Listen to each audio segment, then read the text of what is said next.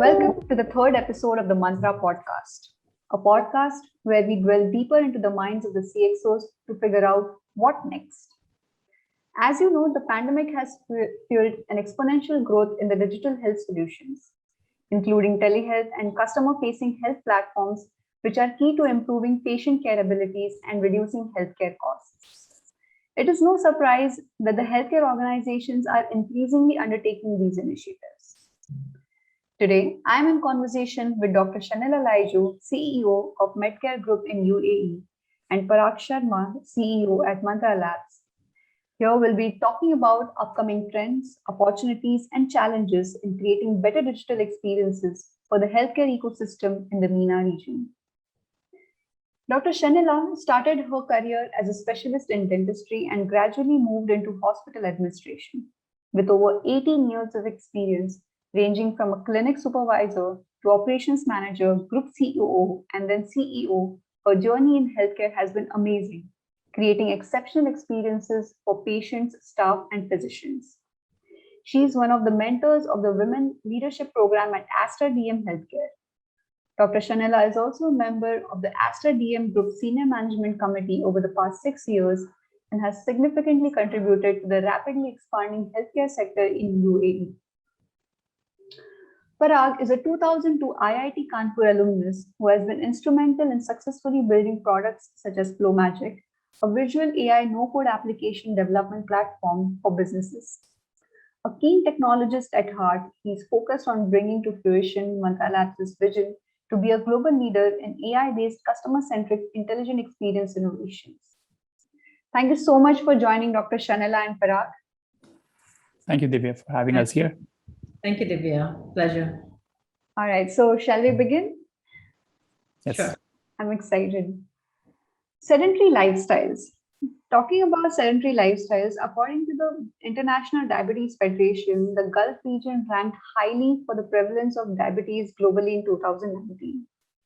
In the face of this pandemic, it has become essential to crack disease trends and monitor chronic patients' adherence to treatment schedules and recovery progress. So turning to you first, Dr. Shanila, keeping the patient's need for healthcare at fingertips. What do you think? How can healthcare enterprises use digital health tools to make patients feel more engaged in and motivated for their treatment, leading to a better attention and also to capture their opinions and feedback that will in turn inform a decision making for them? Yeah, I guess with the pandemic coming in, with the COVID, I think technology has taken a step ahead than what we thought that would come in the future. And patients nowadays, I think, again, with the pandemic coming in, a lot of things have gone online. And which I think has also given us, enlightened us also that, a better patient care can be given, especially as you mentioned, Divya, the chronic patients, like the diabetic patients. It is very important to have a timely monitoring and see that, how the progress is taking place. So now I think with the technology emerging, there are patient portals and there are these apps also which patients can wear, which helps the physician to monitor on a continuous and a regular basis, on what their blood reports are like, the medication that they're taking. So there is a bit more connectivity between the patient and the doctor, because I think they do not have to wait to schedule an appointment to meet the doctor, but there are always, there are these, I think we have these apps that we give it to our patients, where there is a team that is monitoring. So there is a chronic care management that we have in the hospitals, where there is a regular monitoring and the patient 24/7, there is a support system, there is a person available if the patient has any doubts, so that there is more of a self-awareness also for the patient that, when this comes below a certain range, they're supposed to be contacting the doctor or the particular person. And then the medications are also well aligned, that if there is a medication that is going to get over, they have that freedom to communicate with either the 24/7 support system and get information, or even to connect with their doctors directly online and get. So I think that awareness is there, and they also feel that it is a self-responsibility for them as well to, to monitor, to take care. So I think from a doctor-centric point, it's become more of a mutual responsibility between the patient and the doctor. And I think that in the long run is very important, because as technology emerges, people are, again, with the COVID, people were reluctant to go to the hospitals. And again, as I said, probably this was going on in many countries, the telehealth and the online consultation. But this has taken sudden leap with the COVID coming in, where people were reluctant to go to the hospitals. But I think this has set up a very, very good trend as well. And we see that the connectivity between the patients and the doctors, especially in such chronic conditions, is such a blessing that patients can get more information at their own convenience. Absolutely, absolutely, you're right. Especially, it has been a boon in the chronic health issues. What do you think, Parag? What are your thoughts on this? I mean, I think my thoughts would resonate with a lot of thoughts that Dr. Laiju have just expressed. She rightly pointed out that today's patients are far more knowledgeable, and they're curious about knowing and understanding how their healthcare is doing, and how their doctors are helping them improve in terms of their healthcare metrics. So they want to understand. They want to understand what makes me feel better and why. And all of these tools that we see available today in form of apps, wearable devices, and other things that help patients also to keep and track their metrics, their vitals, to an extent that which was never really possible earlier. So the patients are definitely getting more and more informed. They're more understanding about the whole medical treatment. And at the same time, the tools which are available, the technologies which are available, like being able to book your appointments online, being able to consult with your doctors online, being able to visualize how various things are working inside their body in form of with the handy device that they have at their disposal. So I think all of these things are helping patients get more and more engaged with their healthcare. Absolutely. So we see that, rather than the patients visiting the hospitals, it's moving more towards home-based. And that's an area where I feel we need to, work towards creating that relationship, that doctor-patient relationship, more better and more convenient for both the parties. So, Parag, what do you think, how can, ideally, I would like to know thoughts from both of you, is how can, providers transform the doctor-patient relationship from being more visit-centric to home-based? Right. So, yes, I mean, with pandemic coming in and patients becoming more and more reluctant to walk all the way to their hospitals, it was important for the healthcare providers to take the medical care all the way to the doorsteps of their patients.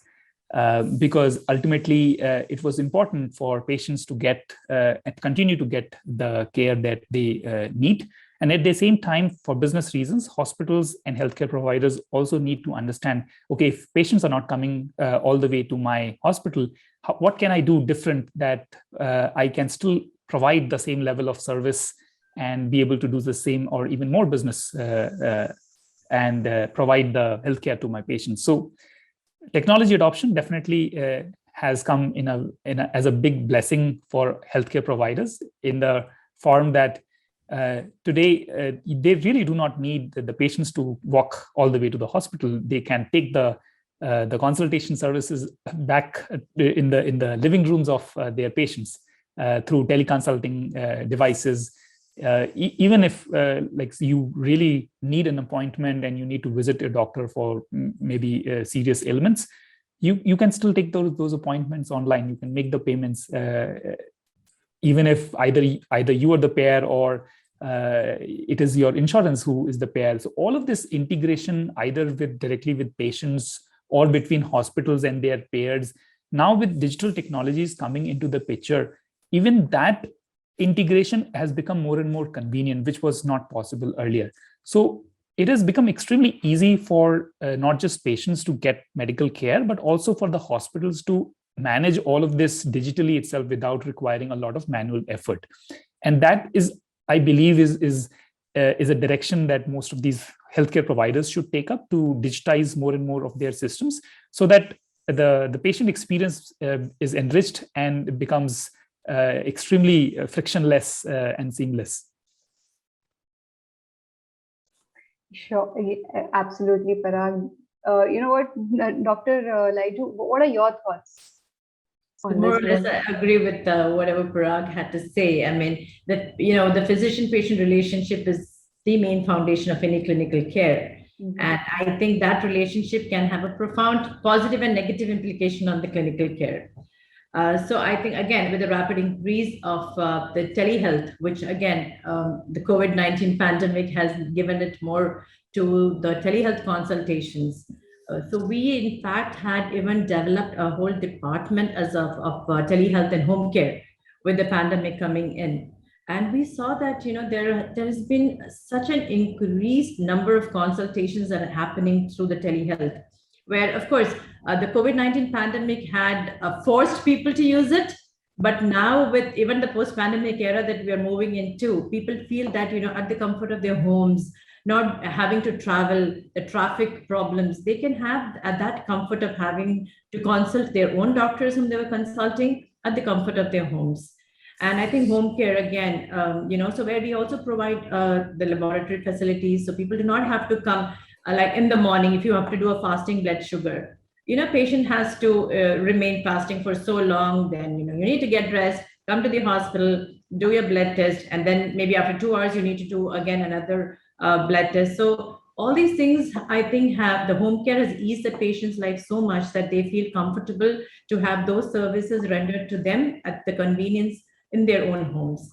So I think this trend is definitely going to, especially, I think, probably the older generation, a generation ahead probably may not be comfortable with these online things. But looking at the millennial generations that are going to come, where they are so used to doing everything with a touch of a button, I think this definitely is going to be the next era's, the home care and teleconsultation will definitely be the in thing for them.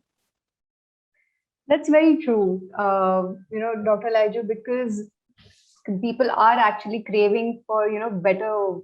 Now they have got a little taste of how these new experiences would look like. So now they want to know, they want to see, how better experiences, digital experiences that they can get. So speaking of digital experiences and how, technology is going to play a vital role over here. So at some point, I feel that we will reach a level wherein 3D visualizations and 3D interactions that are enabled by AR and VR technology, that will become more feasible and more affordable in healthcare. And also, these are these kind of interactions and this kind of technology will also play an important role in giving creating a more seamless patient experience for his treatment. So, what do you think? But in the meantime, how can healthcare experience become more immersive for patients and doctors?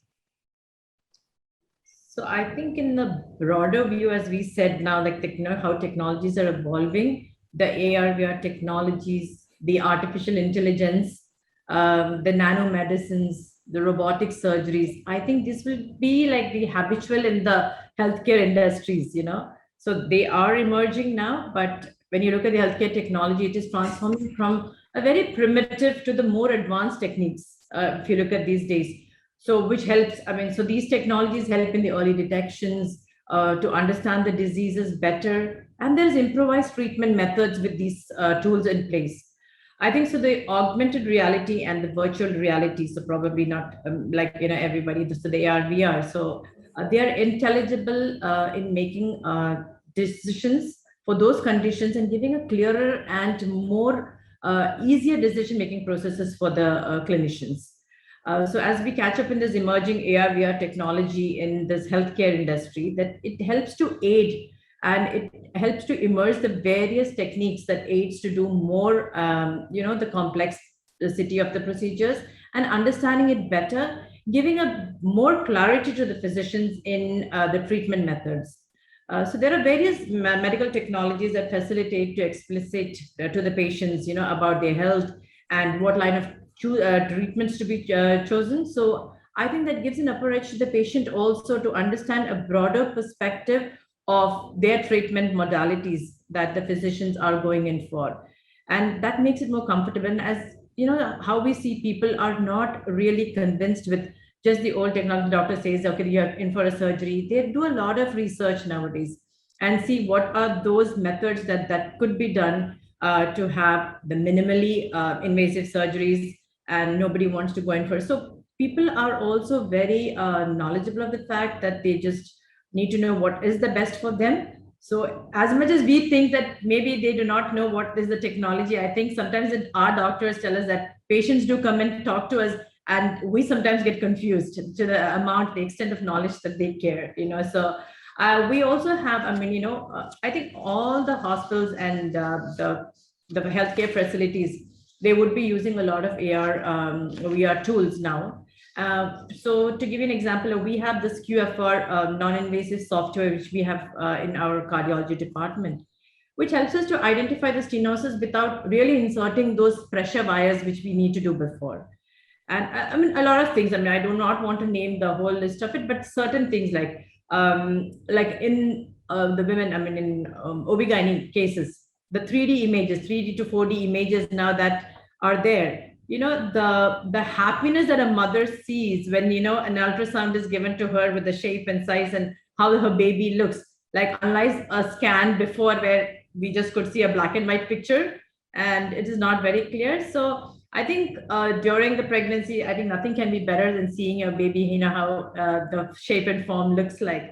So I think all these things are something that way more technologies, how they immerse, patients are going to feel very comfortable.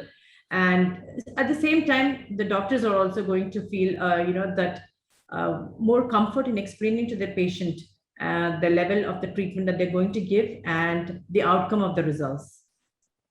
So I guess it's basically a more mutual connectivity between the doctor and patient in the long run, with advanced technology that will help to make it a more seamless connectivity between the doctor and patient. Absolutely, that's very true. And the examples that you gave are really good insights to know what the upcoming trend is now going to be. Parag, I'd like, one of the last question I would like to ask is, like we are talking about on-demand healthcare with all the millennials and the Gen Z that are looking for, quick and easy and on-demand, services. So what do you think would be the keys for building a successful on-demand healthcare application of tomorrow? Before Divya, I move on to that question, I just wanted to add a few more lines to what Dr. Laiju was talking about on AR and VR technologies. So I would like to look at it in two ways. One is, of course, to enhance the experience of the patients, to help them understand what is going on and what treatment is being given to me and what impact that this particular treatment is actually going to make on my body, right? So instead of giving some theoretical understanding, when a patient is able to visualize what is going on within his body at his palm with his mobile application with AR and VR technologies, it helps him to understand things much better, and he becomes more and more cooperative and understanding of the treatment. So compliance with the treatment plan is definitely something that can be improved with such tools made available with patients. That's one advantage. The other advantage from a medical education perspective is also significant because you might not have patients for all possible scenarios and diseases for you to be able to train and teach your youngsters in the medical education field.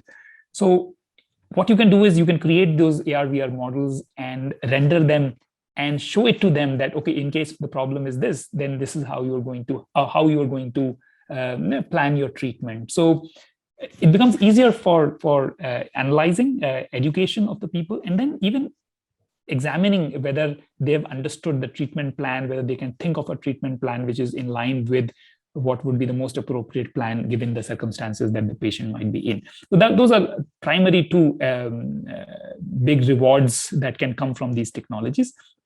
Coming back to your latest question as to what we should be doing to make sure that we have a successful digital implementation.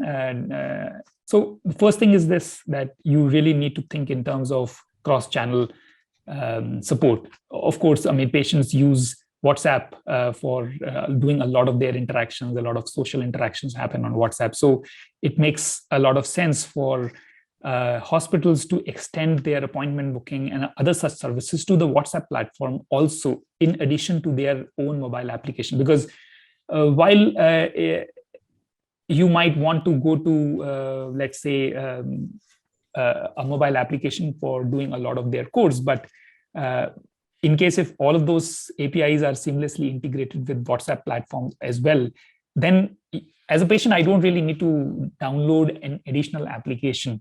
And it becomes easier for me. What if I'm already talking to a friend of mine on WhatsApp and he suggests me a doctor, and I quickly go to this hospital's WhatsApp number and ask them, okay, if the doctor is available. So it makes my journey more and more easier and seamless if I can use my patient interactions with not restricting itself to only one or a few platforms, but making it more generic across a good number of platforms wherever you find your patients are coming in from. So WhatsApp is definitely one of the important integrations in my view. The other one, of course, is your mobile application that should be able to address not just your appointment bookings, but also extending all the way to be able to make patients, maybe able to make payments for various services that you would like to avail from the hospital, extending all the way, not just for outpatient services, but also inpatient services as well. I want to do my final checkout from the hospital. I should be able to carry out the entire process right from within the application itself, rather than me required to go to a certain counter and do the formalities over there. So as long as I can put all my processes within this application itself, it will definitely add far more value to the entire patient and hospital interaction. At the same time, it will become more efficient for a hospital also to be able to do all of these things without requiring a lot of manual resources. Secondly, I think the word itself has implicated, as Divya said, online demand. Yes. So I guess all what Parag said coincides with that online demand of the next, so I guess, yeah. Absolutely, Dr. Laiju. And the second point that I was making is it should not be restricted only to the patient and hospital-centric application. You need such digital interventions and technologies even for a lot of your other staff. How does your let's say, backend staff interacts with insurance companies? Of course, I mean, you will need some integration with insurance companies also. So insurance companies also need to understand the value of seamless integration with the providers. And then other staff like your phlebotomists who are going to the patient's home to collect all the samples. So we need to think our digital tools, which covers up all of these aspects of healthcare rather than only being restricted to the patient and the hospital's interaction. So that would be my take on it, to extend your digital transformation throughout your entire hospital value chain rather than being restricted. Divya, you are on mute. Yeah, absolutely. I mean, that's a very well put. Dr. Laiju, any insights or any thoughts you would have that some of these on-demand healthcare applications that are being built or that are being, in demand in UAE or in the MENA region? So again, as Parag said, there are a lot of mobile apps that are available now. So there is this patient portal which patients can download on their mobile. So which gives you from the time for booking an appointment, so you have the patient portal where patient is registered, puts up their number, their ID number, and they can book an appointment. and they can schedule an appointment with the doctor. Then, of course, it takes you through the laboratory, the diagnostic, where even, later on they can view these results as well and then communicate with their patients. So everything is available at the touch of a button on your app. So I think it's very important, as you say, a smart care where patients need a smart app which gives them everything that they require from the entry into the app to the exit, as Parag said, to the time when they can check out their bills, and care anywhere. So wherever they are, there is a comfort that they're closer to their healthcare providers, irrespective of the fact they may be traveling, they may be out of country, but the care anywhere is something, and another thing that is there. And the empowered care. So it is not only, again, as I told before, it is not only that the physician is responsible, it makes the patient also have a sense of responsibility to how they are empowered and given that responsibility to monitor, to take care of them, and to manage their lifestyle in such a way that it is not only that the doctor who gives it into them, but they also have a two-way communication to ask whatever they want to the physicians. I think that gives a little bit more sense to the patients that they also need to do a timely monitoring for themselves on what is there, rather than just going to a doctor, and the two-way communication helps in that way. And then I think the next would be an intelligent healthcare enterprises, which will provide the data-driven solutions, which helps to enable these healthcare workers. As Parag said, it is not only the patient, but your backend people also who require these tools to enable that there is a seamless process that is continued with the patient and the other people as well. So if you look at the inpatient also, so we have these apps where you don't have to actually ring the call bell, where the nurse comes in and then the patient. So if you want something with the housekeeping, there is an app where the patient clicks on that app and it goes directly to the housekeeping. So in this way, we are also able to give much more care on the clinical side, where the nurse does not use her skills to attend to the patient where they need somebody to clean the room or some other things, but provide more clinical care, because then they get that alert on the nurse call when genuinely a patient requires care or something regarding the nurse, and all the other systems go into the different departments that are responsible for that. So that also we have seen that the patients are also happy, the time taken. So rather than calling a nurse, communicating to her what they need, then the nurse communicating the particular department, here the patient has the comfort to choose from the iPad that is provided to them which service they want, and then they can go in. So all this makes the journey much more easier for the patient. And as we all know that time is important for everybody, nobody wants to waste time. So however you can make use of it and look at it, saving the time, this is what everybody wants. And I think that's what the technologies are advanced into now, making patients' life much more comfortable. Absolutely, Dr. Laiju. I think we are moving towards an era wherein not just patient experience, but a holistic experience ranging from back end to the front end, wherein from saving operation costs as well as giving optimizing costs as well as giving a better experience for the patient. So it's going to take up a very holistic approach towards the healthcare in future. Thank you so much, Dr. Laiju and Parag, for joining. On that note, we have come to the end of the podcast.